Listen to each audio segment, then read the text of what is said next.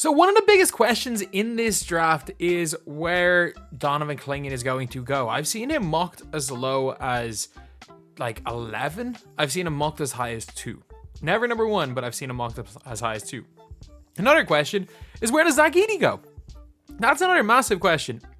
And I've seen Zach Edey mocked as high as, I've seen him going 8 to the Spurs is the highest, which is crazy. Mostly between 15 and 25, sometimes in the second round. But these are the 2 biggest center prospects. Do I think they're the top 2 center prospects? No, because I think the likes of Kel'el Ware is probably going to be taken above Zach Edey. But the question is, especially after the combine, where the numbers were almost identical for the 2 of these guys as far as movement-wise goes, the question is, which of these 2 is going to be better? And there is a thread on Twitter which is going to be talking about that. So shout out to BigMem12 on Twitter for this, and we are going to be going through this right now. So the first thing he has is scoring. I think it's Zach Edey. Scoring easy, he goes to Edey, yeah. Like, Edey averaged 25 points a game. Yeah, I know, like, he obviously had more of, like, a scoring responsibility than Donovan Clingan, but he still, look, he averaged double the points. I'm not going to go out here and say a guy who averaged half the points of another guy is a better offensive player, or a better scorer, at least. Rebounding, like, now that's it. This is a tough one because again, he's 7'5", so he's just gonna get rebounds by just putting his hand up. Like averaging 5 rebounds extra a game though. I think he played more minutes. So yeah, I think Edey as the better rebounder is fair. Playmaking and passing, like Clingan, this is a very obvious one. Like Zach Edey's not a bad passer at all. Clingan is not 7'3", is he? Clingan 7'3". I could have swore Clingan like tested at like a much closer to like 7'2", with a wingspan like 5 inches shorter or something than Zach Edey's as well. But offensive game, I do think Edey has the advantage. But yeah, I'm not going to argue playmaking for Clingan. Rim protection, definitely Clingan. Like, that is without question Clingan. There's a reason why they're calling him Walker Kessler, the next Walker Kessler.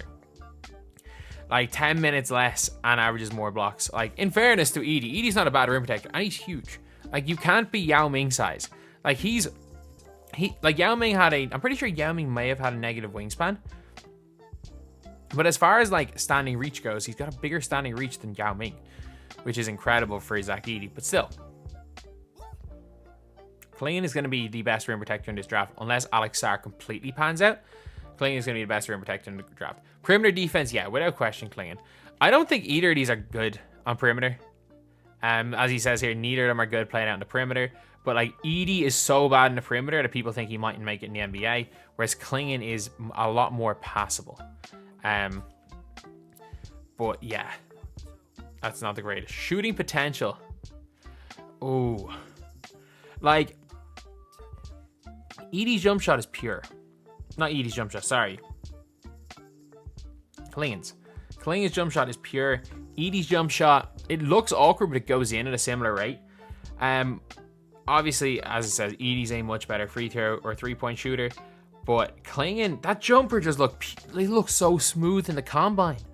It just looked like it was a jump shot that was going to translate. But Edey still hits some more. Edey's jump shot looks like it's a big man shooting a jump shot. I'm going to go, like, I would probably, for shooting potential, I would go Clingan. I just don't know why. I think Clingan is going to be able to shoot the ball. Not at a really high rate, but I think Clingan's going to be able to shoot the ball. Like, the ball doesn't go in, but the shot looks pretty. So, yeah, that's it. Like, durability, Edey, obviously. Like, Zach Edey played, like, you don't win player of the year if you're injured. Like, Clingan played a lot. But as you can see there, like, Clingan only plays 22 minutes a game. Like, Clingan, it was so impressive what he did in only playing half the games. But, like, Zach Edey was Purdue. Like, Purdue went where Zach Edey went. Heck, Zach Edey put nearly 40 on Clingan's head. Then we have got floor and ceiling. Ceiling Yao Ming, it's like, I honestly think Clingan, if he played in the NBA in the 2000s, not Clingan, Edey would have been a Yao Ming type player. The problem is that I don't know how important Yao Ming is in today's NBA. Ceiling Rudy Gobert for Clingan. His floor is not Walker Kessler. I'm sorry. Walker Kessler goes number 1 in this draft.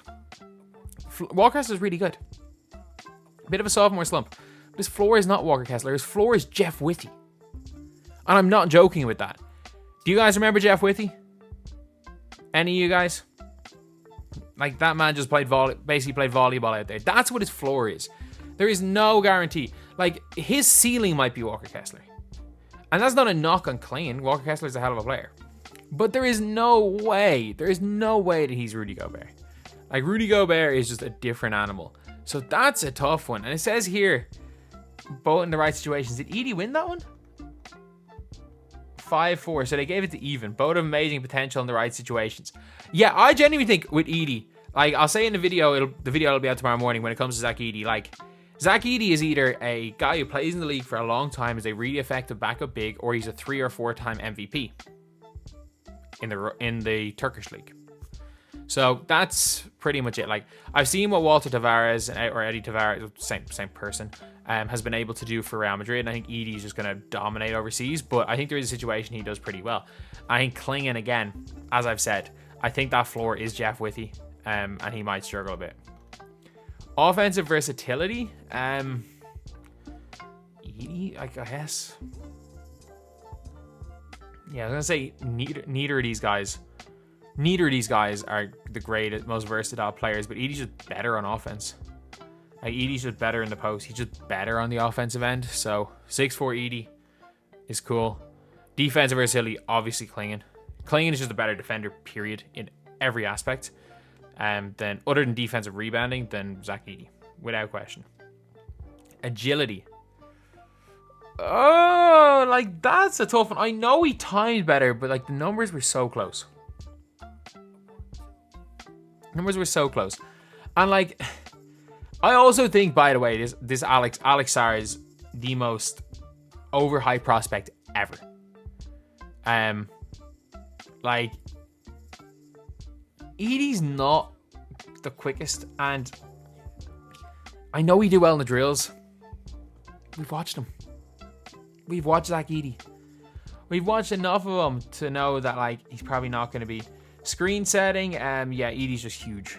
Edey is a large man. So yeah, he'll set screens better. Efficiency, man. Edey's running away with this, isn't he? And this is the one thing I've always said, where I was like, the one thing Clingan had over Edey was just how well he moved. And I was always like, in the combine, why Edey was so successful was that we saw, okay, he almost moves as well as Clingan. Yeah, like, Edey, obviously Clingan has a higher field goal percentage. Clingan has a higher field goal percentage, sorry, but like, Edey is the main offensive option. It's very easy to have a high field goal percentage on UConn. Like, what, 1% difference? 1% difference in field goals. While Edey was basically the sole focus of the defense. Obviously Zach Edey. IQ? I like Edey's IQ, in fairness to him. I do like his IQ. Obviously, when you take both ends into consideration, if you want to give that to I think cool, but I like Edey's IQ. The eye test, he's going with Zach Edey for the eye test here. You can legitimately go either way. I think, like, look, Edey's just been better. Edey genuinely just been better in college. He was better in college than Clingan. As good as Clingan is, Edey was just better in college. So fair enough. Honestly, fair enough to go eye test. 1v1? Like, wait, no, he got Clingan for the eye test? 9-6 Edey, 10-7. Okay, so we went even for the eye test. Fair enough. That makes sense. When they played each other, it was clear Edey outplayed. Yeah, Edey destroyed Donovan Clingan. And people are like, oh, Donovan Clingan's going to be this elite defender. Yeah, he's going to be an elite rim protector. But, like, in a 1v1 setting, Edey destroyed him. Help, defense, obviously Clingan. Obviously Donovan Clingan. One of the better help defenders there is. Like, this easy goes Clingan. But if you, who had more help? Obviously Clingan. If you believe I believe if you switch Edey and Clingan, they win. Of course they win if you switch Edey and Clingan. But college doesn't really translate. When you win their conference, nonetheless, Clingan definitely had way more help. NBA ready. Right now, offensively Edey, defensively Clingan, and I don't actually know if Clingan's offense, what's going to be better, Edey's defense or Clingan's offense? Bigger impact player. He's going for Edey here. While Clingan will make an impact from day one, if Clingan will make an impact from day one, Edey, if given the opportunity, I think Edey's just huge. I genuinely do think he's more mobile than people think, and we are going into the tall ball era of the NBA when it comes to Minnesota Timberwolves. And for the winner, he has gone Edey. So you know what? I actually don't hate that. Like, I've talked a good bit about, like, obviously in mock drafts, and I'm like, how much better is Clingan than Edey actually? Like, is Clingan even better than Edey?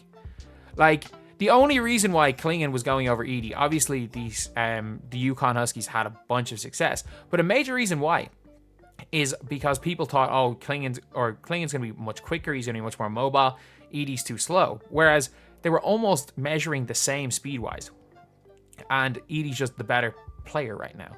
So it's going to be really interesting one to see. Clingan's clearly going to be taken for above him. We're not going to see Edey. If we see Edey in the lottery, it's going to be very late lottery. Whereas we are not seeing Clingan drop out of the top 10. But at the end of the day, which of these guys is better? It's actually a lot closer than their draft positions would suggest.